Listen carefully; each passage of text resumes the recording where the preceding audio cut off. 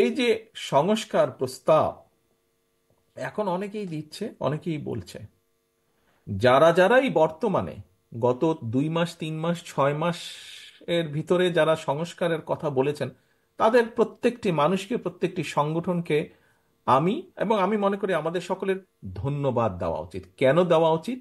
বিএনপির বাইরে যারা বলছেন বা আমাদের সাথে যারা আন্দোলন করেছে, সেই দলগুলোর বাইরে যে সকল ব্যক্তি বা সংগঠন, এমন সরকারও এই যে অন্তর্বর্তীকালীন সংস্কারের কথা বলছে, প্রত্যেককে আমাদের ধন্যবাদ দেওয়া উচিত।